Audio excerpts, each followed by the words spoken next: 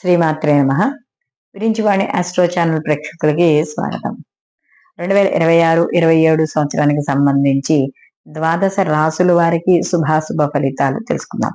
అయితే ఈ శుభాశుభ ఫలితాలు కేవలం ఉగాది లాగా ఆదావ్యయాలు కానీ, అలాగే మనకి రాజ్య పూజ్య అవమానాలు కానీ ఉండవు. కేవలం గోచార ఫలితాలు అంటే ఒకే రాశిలో ఏ గ్రహాలైతే ఎక్కువ కాలం సంచారం చేస్తున్నాయో వాటి ఆధారంగా చూసుకుని మనం ఈ యొక్క సంవత్సర ఫలితాలు చెప్పడం అనేది జరుగుతుంది. అయితే ఇప్పుడు ఉగాదిలానే కొంతమంది ఈ యొక్క ఆంగ్ల సంవత్సరానికి సంబంధించి ఫలితాలు కూడా చూసుకుంటున్నారు.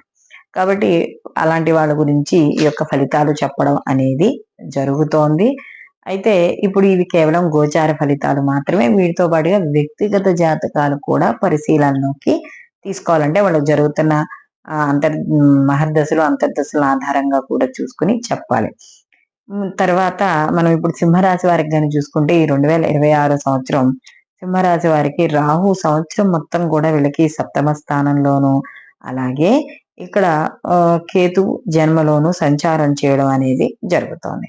అలాగే ఇక్కడ ముఖ్యంగా తర్వాత అంటే ఎప్పుడైతే డిసెంబర్ తర్వాత మనకి రాహు అంటే డిసెంబర్ తర్వాత అంటే నవంబర్ వరకు ఈయన ఇక్కడ ఉండగా దాని తర్వాత డిసెంబర్ లో షష్టమ స్థానంలోకి మార్పు చెందడం అనేది జరుగుతుంది. అంటే సంవత్సరాంతంలో ఈయన మార్పు చెందుతాడు.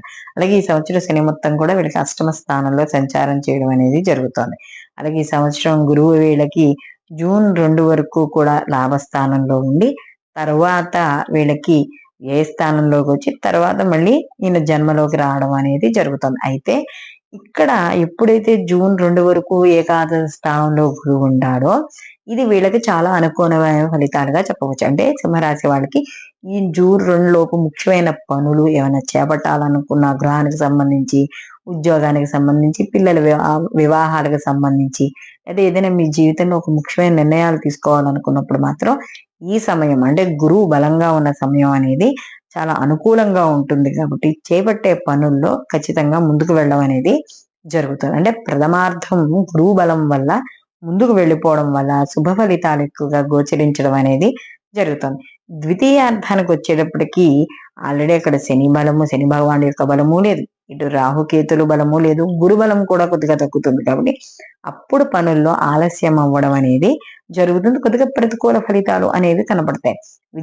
విద్యార్థులు పోటీ పరీక్షలకు రాసే వాళ్ళకు కూడా జూన్ వరకు కూడా చాలా అనుకూలంగా ఉంది.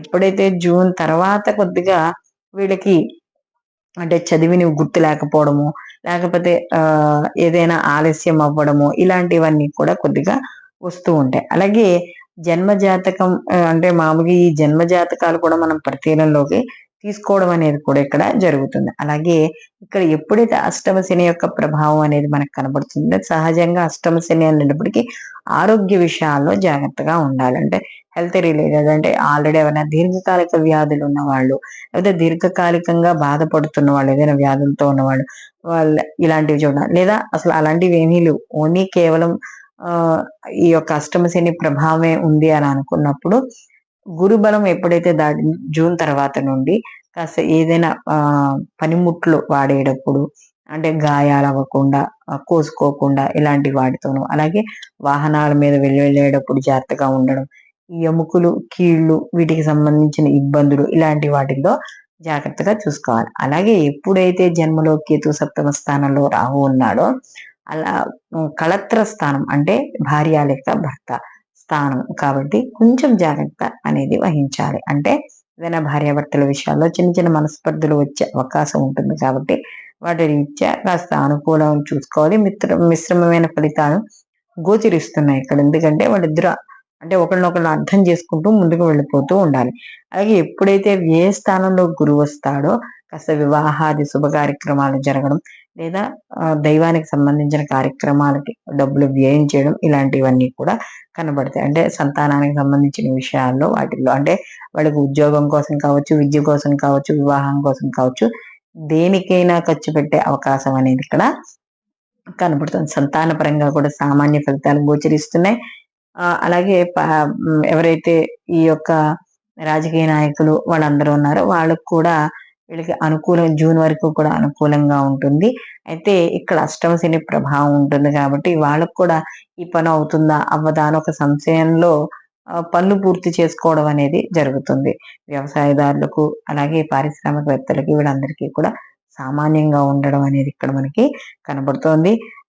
వీళ్ళకి ముఖ్యంగా జన్మలో ఈ యొక్క ఏదైతే కేతు యొక్క ప్రభావం ఉందో అప్పుడప్పుడు నిరుత్సాహం, నిస్పృహ, ఈ పని ఎందుకులే చేయడం వల్ల ఉపయోగం ఏముంటుంది? ఉపయోగం ఏమీ లేదు అని అనుకోవడం. అంటే పనుల యందు ఆసక్తి తగ్గిపోవడం, నిరుత్సాహం ఎక్కువగా పెరిగిపోవడం ఇలాంటివన్నీ కనబడుతుంటాయి. కాబట్టి ఇలాంటివి తగ్గించుకుంటూ ముందుకు వెళ్ళాలి. అంటే ఇవన్నీ కూడా తగ్గించాలంటే వీళ్ళందరికీ కూడా ఈ సింహరాశి వాళ్ళకి దైవ బలం అనేది చాలా అవసరం. కాబట్టి ఈ సింహరాశి వాళ్ళు జన్మలో ఈ యొక్క కేతువు యొక్క ప్రభావం, గణపతి ఆరాధన ఎక్కువగా చేసుకుంటూ ఉండడం, లక్ష్మీ గణపతి హోమాలు చేయడం, సంకష్టహర చతుర్థి యొక్క మనకి ప్రతి సంవత్సరం కృష్ణపక్షంలో వచ్చే చతుర్థి ఉంది కదా, ఆ చతుర్థిని చేసుకోవడం, అలాగే ఆకుపచ్చని కూర, మామూలు ఆకుకూరలు ఉంటాయి కదా, అవి మనం గోవుకి తినిపించడం, ఇలాంటివి చేసుకుంటూ ఉండడం, గణేశ పంచరత్న స్తోత్రాలు చదువుకోవడం, ఇలాంటివి చేయడం. అలాగే వీళ్ళకి ఎప్పుడైతే గురువు వ్యయంలోకి వస్తాడో జూన్ తర్వాత నుండి కూడా అప్పుడు నుండి గురు ఆరాధన కోసం గురువు చరిత్ర పారాయణ కానీ ఇలాంటివి చేసుకోవడం. ముఖ్యంగా అష్టమ శని యొక్క ప్రభావం ఉంటుంది కాబట్టి మనకి శనికి సంబంధించిన జపాలు కానీ, నవగ్రహానికి సంబంధించిన ప్రదక్షిణలు, శనికి తైలాభిషేకాలు ఇలాంటివన్నీ చేసుకుంటూ ఉండడం ద్వారా ఈ యొక్క వ్యతిరేక ప్రభావాలు ఏవైతే ఉన్నాయో అవి తగ్గించుకోవడం అనేది జరుగుతుంది. ఇవి కేవలం గోచార ఫలితాలు మాత్రమే. వీటితో పాటుగా జన్మజాతక ఫలితాలు కూడా పరిశీలనలోకి తీసుకోవాలి.